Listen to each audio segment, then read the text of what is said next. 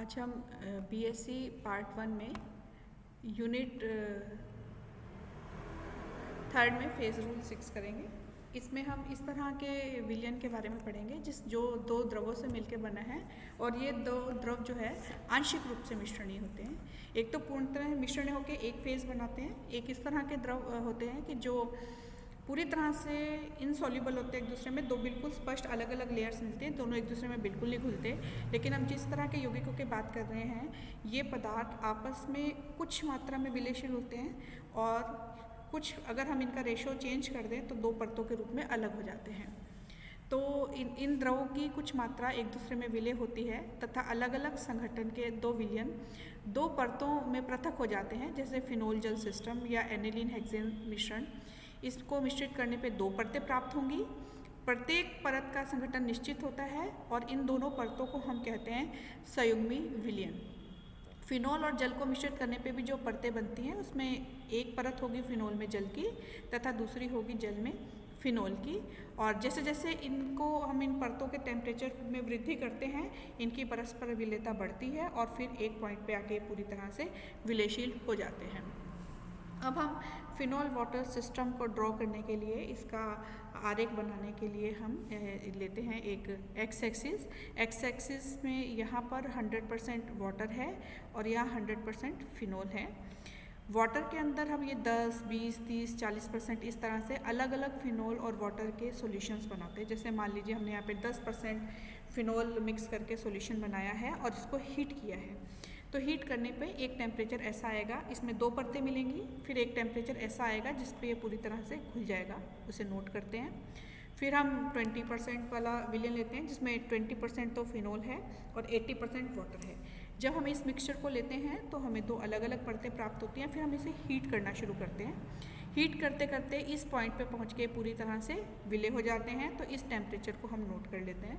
फिर इसी तरह से 50% वाला सॉल्यूशन लेते हैं। इस सॉल्यूशन को हीट करने पर इसमें दो परतें मिलती हैं मिलाने पे और फिर इसको हीट करने पे वापस ये एक परत में प्राप्त होता है। और ये सारे टेम्परेचर्स जो हमने पॉइंट्स हमने नोट किए हैं अलग अलग विलयन लेके, उन सबको जब मिल के ड्रॉ करते हैं तो हमारे पास इस तरह के एक गॉसियन कर्व आता है। इस गॉसियन कर्व का जो ऊपर वाला पॉइंट है, इसको हम क्रांतिक विलयन ताप या समविलयन ताप कहते हैं। इसकी परिभाषा ये है कि वह ताप जिस पर दो आंशिक रूप से मिश्रणीय द्रव सभी अनुपातों में पूर्ण रूप से मिश्रणीय होते हैं, क्रांतिक विलयन ताप या समविलयन ताप कहलाता है। संविलयन ताप से नीचे वाले ताप पर अगर हम फिनोल और वाटर को किसी रेशो में मिलाते हैं तो हमें दो परतें मिलती हैं, और इस कर्व के बाहर अगर हम किसी भी रेशो में इसको मिलाते हैं तो फिनोल और वाटर दोनों एक दूसरे में पूरे रूप से सॉल्युबल है। यानी इस कर्व के बीच का एरिया तो दो परतों को शो करता है फिनोल और वाटर की, और इसके बाहर का केवल एक ही फेज को दर्शाता है जिसमें इस एरिया के अंदर फिनोल और वाटर दोनों एक दूसरे में 100% मिसिबल रहते हैं। अब इस एरिया में देखें तो हमें इस एरिया के अंदर दो द्रव की संयुग्मी परतें मिलेंगी। पहली परत होगी फिनोल की वाटर में और दूसरी होगी वाटर की फिनोल में। अगर हम मान लीजिए एक सी पॉइंट लेते हैं तो सी पॉइंट पे हमें अगर इस मिश्रण फिनोल और वाटर के इस मिश्रण को मिलाते हैं तो इस संगठन वाले विलयन को हम लेते हैं। तो यहाँ पे हमें, क्योंकि ये इस कर्व के बीच में आ रहा है, तो यहाँ पर हमें दोनों द्रवों की दो परतें प्राप्त होंगी। एक परत जो कि होगी फिनोल की वाटर में, यानी ये जो फिनोल की जो वाटर में परत होगी उसका संगठन ए पॉइंट से पता चलेगा। इसके साथ अगर हम यहाँ पर लेंगे तो यहाँ पर हमें पता चल जाएगा कि उस परत में कितना फिनोल है और कितना वाटर है। ज़्यादा इसमें वाटर रहेगा क्योंकि ये वाटर के ज़्यादा पास है। और जो दूसरी परत होगी उसका संगठन हमें बी पॉइंट से पता चलेगा, और इसमें ये फिनोल के पास है तो इसमें फिनोल ज़्यादा होगा, वाटर कम होगा, तो ये वाटर इन फिनोल जो परत है उसके संगठन को बताएगी। और अगर हम इन दोनों परतों में देखें कि द्रव्यमान का क्या रेशो है, तो ये जो बी पॉइंट वाली परत है इसका द्रव्यमान AC के समानुपाती होगा, और जो ए पॉइंट पे संगठन वाली परत है उसका जो द्रव्यमान है वो BC के समानुपाती होगा। तो इसे हम लीवर रूल कहते हैं। तो लीवर रूल से हम इन दोनों परतों के अनुपात को बता सकते हैं कि कौन सी परत किस अनुपात में हमें प्राप्त होती है। ये इसमें इसका लीवर रूल को जो है वो बताया गया है।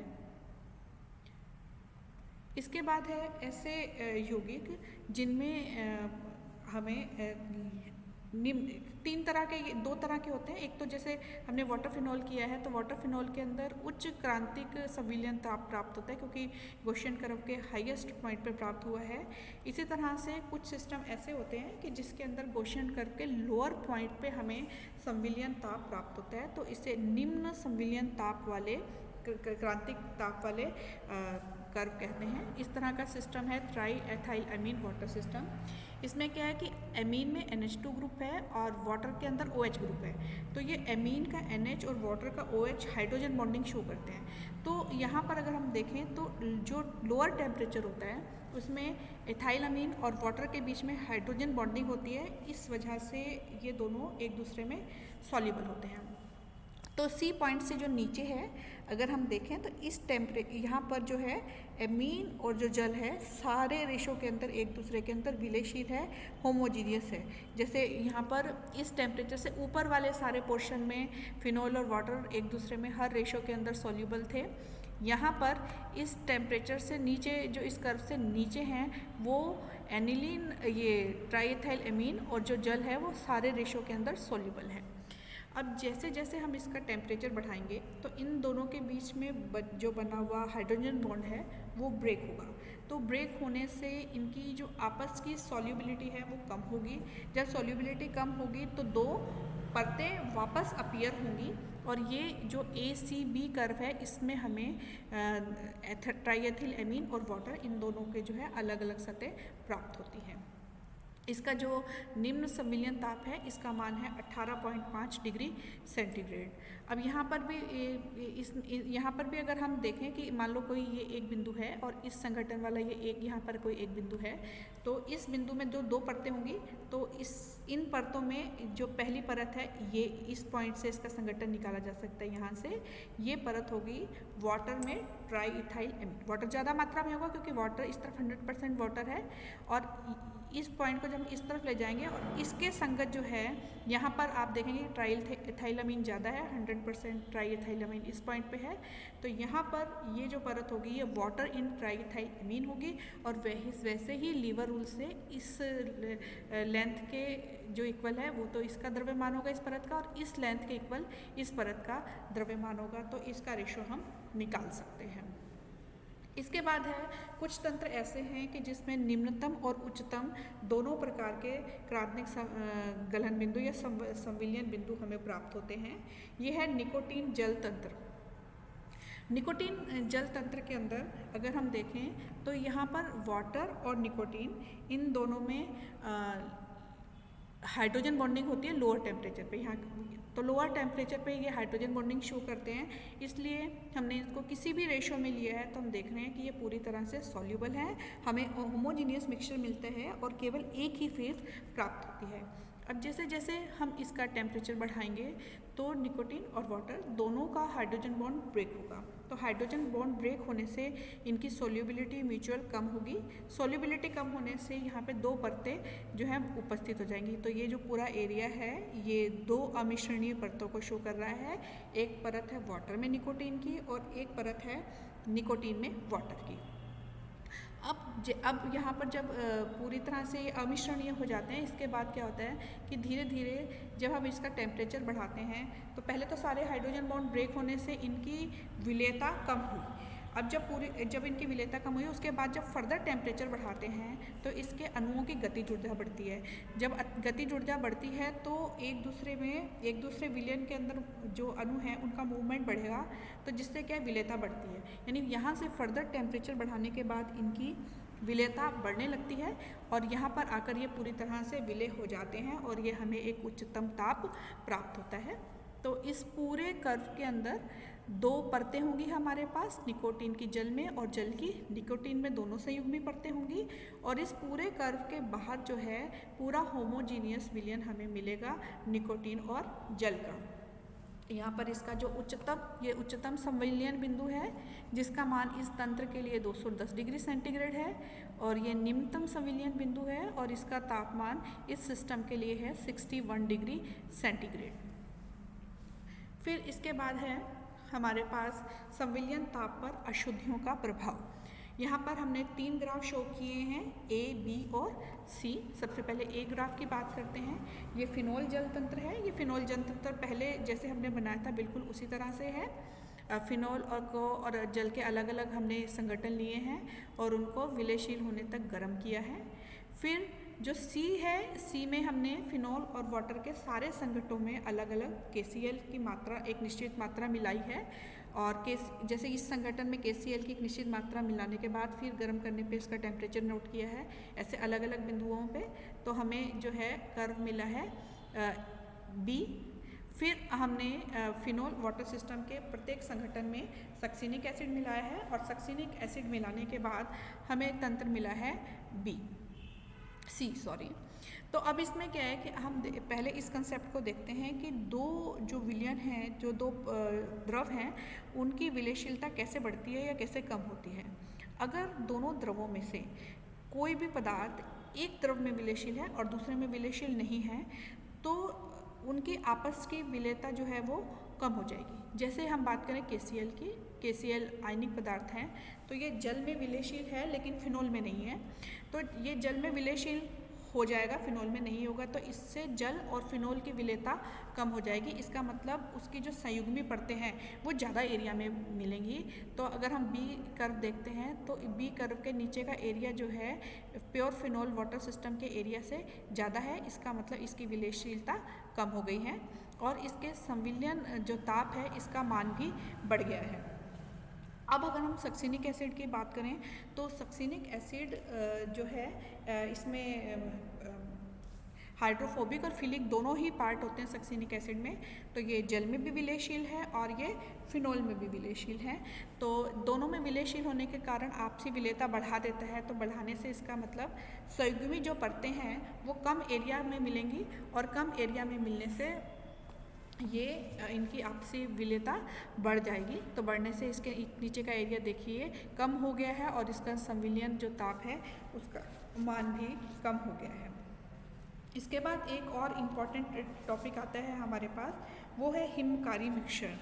हिमकारी मिक्सचर जो है वो एक ऐसा मिक्सचर है कि जो टेम्परेचर कम कर देता है कि किसी भी चीज़ का। जैसे इसको एग्जांपल लेके समझते हैं कि वाटर बाथ वगैरह बनाने के लिए जैसे हमें 0 से 100 डिग्री सेंटीग्रेड के बीच में यूनिफॉर्म टेम्परेचर चाहिए तो हम वाटर बाथ यूज़ करते हैं। अगर हमें 0 डिग्री सेंटीग्रेड चाहिए तो वाटर बाथ में हम आइस डाल देते हैं। लेकिन अगर हमें 0 से भी कम चाहिए तो इसके लिए हम हिमकारी मिश्रण यूज़ करते हैं। हिमकारी मिश्रण में क्या है कि जैसे अगर कोई आयनिक लवण मिला दें हम बर्फ़ के अंदर तो वो लवण जब बर्फ़ में मिलाएंगे तो वो कुछ मात्रा में बर्फ़ में घुलेगा। तो जब वो बर्फ़ में घुलेगा तो उसको घुलने के लिए कुछ ऊष्मा की आवश्यकता होगी। तो जब वो सिस्टम से ऊष्मा लेगा तो उस सिस्टम का टेम्परेचर कम हो जाएगा। तो इससे क्या होगा कि उसका टेम्परेचर 0 से कम चला गया और फिर जैसे जैसे हम पदार्थ मिलाते जाएंगे उसका सिस्टम का टेम्परेचर कम होता जाएगा और एक पॉइंट ऐसा आएगा जिस पॉइंट पे और ज़्यादा लवण मिलाने से उस सिस्टम का टेम्परेचर कम नहीं होगा। तो इसको हम हिमक्रांतिक ताप कहलाते हैं और इस ताप पर जो संगठन होता है वो हिमक्रांतिक संगठन कहलाता है। बहुत सारे तंत्र हैं इस तरह के हिमकारी मिश्रण, क्योंकि ऐसा क्वेश्चन भी पूछा जा सकता है कि हिमकारी मिश्रणों के 2 उदाहरण दीजिए। तो अमोनियम क्लोराइड बर्फ सिस्टम हो सकता है, NaCl बर्फ सिस्टम हो सकता है, Ki बर्फ सिस्टम हो सकता है, एल्कोहल बर्फ सिस्टम हो सकता है। जैसे अमोनियम क्लोराइड बर्फ सिस्टम है, इसका गलन क्रांतिक ताप -16 तक हो सकता है, यानी कि -16 डिग्री सेंटीग्रेड तक का ताप प्राप्त करने के लिए हम इस तरह की वाटर बाथ बना सकते हैं।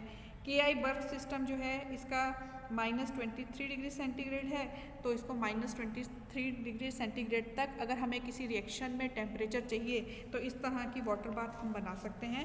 और अगर सिंपल हम देखें तो बहुत सारे पुराने टाइम के अंदर जब आइसक्रीम जमाई जाती थी तो वो मटके वाली आइसक्रीम थी, उसमें उसके आसपास बर्फ़ के अंदर नमक डाला जाता था ताकि वो नमक भी इसीलिए डाला जाता था कि उसका टेम्परेचर 0 से कम लेके आना होता था।